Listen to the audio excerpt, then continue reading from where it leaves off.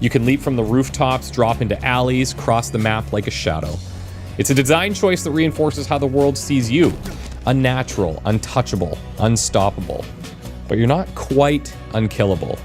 You're not just exploring a map, you're hunting across one.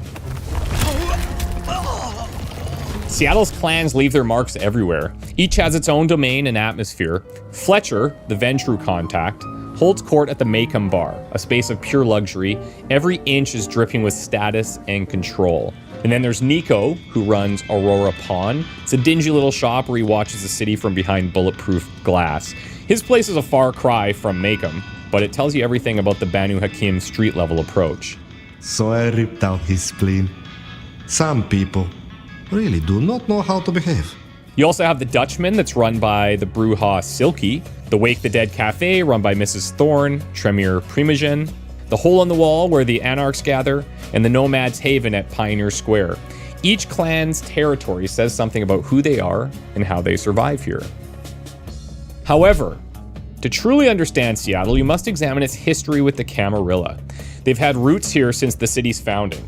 Lou Graham's a real historical figure. She helped rebuild Seattle after the Great Fire of 1889. And in this world, that influence runs deeper than anyone knows. Her haven, the Glacier Hotel, embodies the old city. Refined, conservative, it's a relic of Camarilla ideals. Her children, Campbell and Ryong, live in Weaver Tower, a gleaming skyscraper that represents modern Seattle, corporate, ambitious, and ruthless. The contrast between them mirrors the city itself. Old power clinging to survival, while new blood claws for dominance. And here's where you come in. As Fire, your choices don't just affect your allies and enemies, they reshape Seattle itself. If you side with the Camarilla, the city tightens under order and tradition. Stand with the Anarchs, and chaos brings new life into the streets. It's even advisable to change your wardrobe depending on where you hunt. Biker outfits will get you more fans around the Dutchman, while doing the same around Glacier will scare citizens away. You decide which version of Seattle survives. By the end, the skyline might look the same, but what it stands for depends entirely on you. Seattle's not just a setting, it's a reflection. Pioneer Square is the most recognizable spot, pulled straight from the real world. Then it's home to the Underground Tour, a whole network of buried streets beneath the modern city. Not far from there, you'll find Harbor Island, a gritty industrial port crawling with secrets. And then you have the Jungle, a massive encampment where Thin Bloods try to survive on the city's margins. Each district has its own pulse. Chinatown hums with neon signs and narrow alleys. The Red Light District glows in pink and blue, filled with strip clubs and sex shops that mask darker dealings. Around the Maycomb and Glacier, you'll find wealth and privilege, places where high society drinks and schemes while the rest of the city freezes outside. Seattle in this game isn't a summer postcard, it's winter. Snow blankets the streets, something rare for the real Seattle, and that's intentional. We're still under a severe storm warning, and it's cold, cold, cold out there. You'll notice humans exhale warm breath in the cold, while your character doesn't. It's a subtle reminder that you're not alive anymore. The storm isn't just for looks either. Tip 1. Learn how to avoid the attacks. The first step to successful combat is knowing how to make your enemies miss. Dashing is your best friend, allowing for quick, timed movements away from the attacks. If you need to escape the combat to a vantage point, use Vampiric Sprint to get away. Later on, your Relocate Discipline powers will also come to use. Master them to become unhittable. Remember that you can't avoid the attacks when you're feeding, so feed strategically. Tip 2.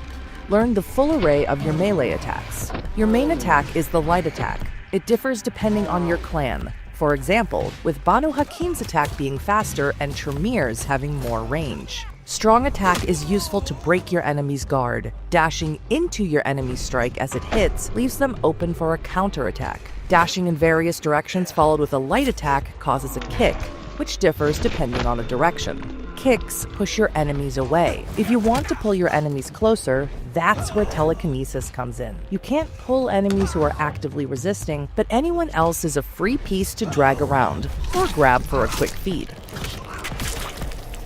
Tip 3. Use gravity to your advantage. Gravity doesn't concern you, but it does concern your enemies. Falling from heights will kill or hurt them, and you can use it against anyone who dares to stand high above you. Pull enemies off the roof with telekinesis or push them out with your kicks. The result is the same. Splat. Tip 4. Check for vantage points. Most enemies can be finished off with one stealth attack, and the easiest way to pull it off is from above. Fall on your opponents from vantage points, stacked objects, ceiling beams, and scaffolding. You can also use your disciplines from above, watching people below you squirm. Tip 5. Use enemies' weapons against them. Every weapon your enemies wield can be used against them. Melee weapons work best when thrown back at their heads, and all guns can be used with telekinesis until their magazines are empty. Pick them up from your enemies' corpses or force drop them with taunt. You can also throw back some projectiles at them. Tip 6. Check for items lying around. You can pick up a variety of items directly from the ground. Use heightened senses to see them highlighted around you. Small ones work best as distractors. Throw them where you want to make a sound and lead an enemy away from the group. Some items do good damage while thrown at enemies. Look for something sharp or heavy, and others may even explode. Fire extinguishers are an elder's best friend. Don't quote me on that. Tip 7. Use your elixirs. You can find thin blood elixirs in many places throughout the game. Some work as equivalents of health or blood potions, but you can also find potence and fortitude elixirs that boost your physical strength and defense, respectively. Use them during boss fights and in harder encounters. And if you can't get close to a potion, you can pick it up using your telekinesis. Tip 8. Learn the full array of your discipline powers. Discipline powers will make your unlife much easier, and they become even more useful when you discover different ways in which you can use them. For example, Tremere Recall lets you teleport back to your sigil, but did you know it also kills or damages enemies who stand on it? Banu Hakim's bladed hand can cut heads off many opponents at once if you line them up together. You'll discover more of these extra features as you use your disciplines more, so always come to combat stacked with blood. Tip 9. Unlock more powers from clan trainers. You're not bound to your clan powers for the rest of the game. You can unlock all active abilities in the game from clan trainers. You can find them in various locations around the city, but they will only work with you once you get official approval from the prince. Then, they will ask for a price of resonant blood for their lessons, so make sure to hunt for the best blood as you traverse through Seattle. Tip 10. Discover powerful discipline combos. Some discipline powers work great together. Mass manipulation can be paired with terminal decree to kill as many opponents at once, or with taunt to disarm them, allowing you to pick as many guns as you please. Willem's a quieter story, though. He's a mob accountant from the 1920s, handpicked by Lou because he was easy to control. Some of his best moments come in Fabian's quest, The Secret Keeper, where you see flashbacks to his old life. Isabella, well, she's a performer, the queen of nightlife icon whose art constantly toys with the edge of the masquerade. Her performances are so bold, they're almost dangerous. Mortals will flock from all over to be part of her wild world and events at the Atrium nightclub. Benny's the court's bruiser, the enforcer you don't want to catch in the wrong mood. He's a sheriff, a role built from muscle, intimidation, and loyalty to the Camarilla. He despises lesser bloodlines, and he prides himself on sniffing out those working against Seattle's interests. Sophia was embraced in the Ottoman Empire, which gives her a nice link to fire. She's the court's researcher and completely obsessed with the thin blood population in Seattle. Ollie's a Nosferatu who doesn't hide in the shadows like most of his clan. He's social, he's outgoing, the kind of guy who knows everyone's secrets and isn't shy about it. Name's Michael Tolliver, but call me Tolly. I'm your go-to gal for fun times at the OK Camarilla. Ryong is the efficient one, corporate, composed, the kind of person who trims the fat without blinking. She made her mark working for Weaver Tower, the Camarilla's human-facing company.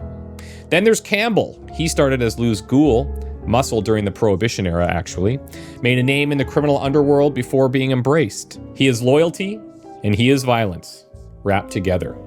He's come a long way from being Lou's protege. Now he leads Seattle into the future as prince of the city. She and her sister pulled off a coup one time, took the throne from their sire, and now Lou runs Seattle like her own personal mob empire.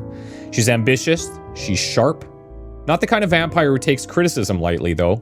Bring up her sister in a conversation, you'll feel the temperature drop fast. And get this, criticizing Lou is basically the same as insulting Seattle itself.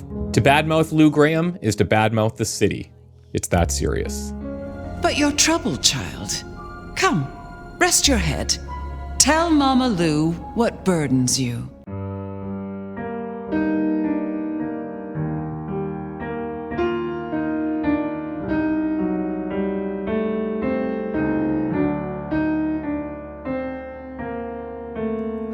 Toreador?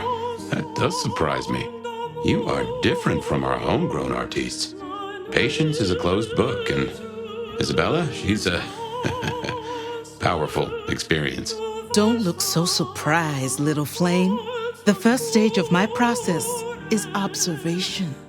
Patience was good, but I was no expert. You'll find some freshly squeezed patience juice in the jar in front of you. The one on the left. The one on the right's paint water. She must see you as an opportunity, or a fellow artist. Though that's not surprising, I suppose. You should stop by my place, Atrium. I have something rather special planned. Once, it might have taken your breath away. Masterpiece, come. Heaven.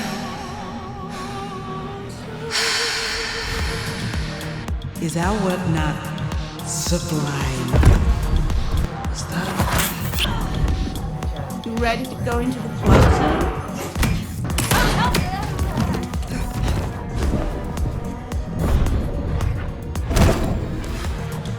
Come here, my love. Speak, before I drag the truth from your lips myself and paint you a new smile in blood. I submit. Oh, glorious one. I'm sure you got plenty going for you, being the nomad and all. You're like a fucking dream or something. I was just thinking about you. If it isn't my tastiest crumpet. Your humanity shines. What a wonder it is. Do you have to work at being that pretentious, or is it just natural for you? Can I offer you something to drink? I'm caviar. I'm diamonds in a champagne glass. I do not enjoy the taste of desperation. Come here. You Europeans know how to party, huh? I am yours to explore. You monster. Vampire: The Masquerade. Bloodlines 2 is an upcoming action role-playing game developed by the Chinese Room and published by Paradox Interactive, set within the dark urban fantasy universe of the World of Darkness. This highly anticipated title serves as the long-awaited sequel to the 2004 cult classic. A game that, despite its technical flaws and troubled launch, earned a devoted following for its rich narrative depth, memorable characters, and the way it captured the gothic punk atmosphere of White Wolf's tabletop role-playing universe. The game transports players to modern-day Seattle, a city whose rainy, shadowed streets and towering architecture provide the perfect backdrop for vampiric intrigue. Seattle's nocturnal landscape becomes a character in itself, with its mix of historic districts, corporate glass towers, underground passages, and waterfront industrial zones creating distinct atmospheres for different facets of the vampire underworld. The city's isolation from traditional vampire power centres on the East Coast makes it a frontier of sorts, where old rules bend and new alliances form in the darkness. Players assume the role of Fire, also known as the Nomad, an elder vampire who has recently awakened from a prolonged state of torpor, the death-like sleep that ancient vampires sometimes enter, voluntarily or otherwise. This awakening is anything but peaceful. Fire emerges bearing mysterious arcane sigils etched into their very being, marks of unknown origin that hint at dark rituals or ancient pacts. Stripped of much of their former power, this elder must navigate a Seattle they no longer recognize, where the vampire society has evolved, fractured, and reformed in ways both familiar and alien. The narrative thrust centers on a brewing supernatural war with multiple fronts. Vampiric clans vie for dominance over the Seattle court, each pursuing their own agendas while maintaining the masquerade, the sacred law that demands vampires hide their existence from mortal eyes. Simultaneously, a covert faction of mortal hunters has grown more organized and deadly, armed with knowledge, faith, and weapons specifically designed to destroy the undead.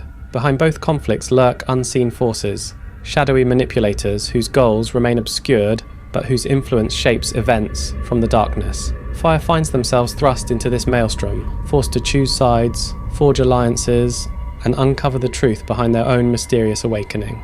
Rather than presenting an open-world sandbox where players can freely traverse an entire city, the game situates players within claustrophobic, densely detailed urban districts. Each area functions as a carefully crafted stage for intrigue, investigation, and conflict. This more focused design allows for greater environmental storytelling, with every alley, penthouse, abandoned warehouse, and underground club space serving a narrative or atmospheric purpose. The districts connect to form a broader picture of Seattle's vampire geography, but the emphasis remains on depth rather than breadth. Supernatural abilities form the core of both combat and problem solving. Depending on your clan and choices, you might hurl objects with telekinetic force, dissolve into mist to slip through barriers or evade attacks, summon a swarm of bats to confuse and overwhelm enemies, or employ other discipline powers that reflect your vampiric heritage. Combat encounters are designed to encourage creative use of these abilities rather than relying solely on conventional weapons, though firearms and melee implements remain available for those who prefer a more direct approach. With a target release date of October 21st, 2025 for PC, PlayStation 5 and Xbox Series XS, Bloodlines 2 stands poised to finally emerge from its long development night. The game promises to deliver a mature, atmospheric vampire narrative steeped in intrigue, meaningful choice and supernatural power. The World of Darkness setting demands moral complexity, where players navigate not just physical dangers, but ethical quandaries about power, humanity, and what it means to be a monster wearing a human face.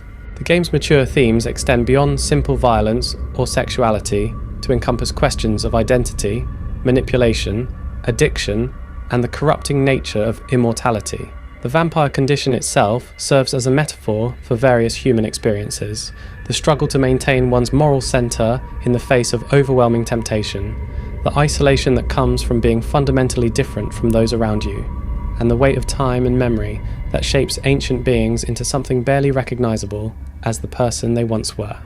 As Bloodlines 2 approaches its release, it carries the weight of 2 decades of anticipation, a devoted fan base's expectations, and its own troubled development history.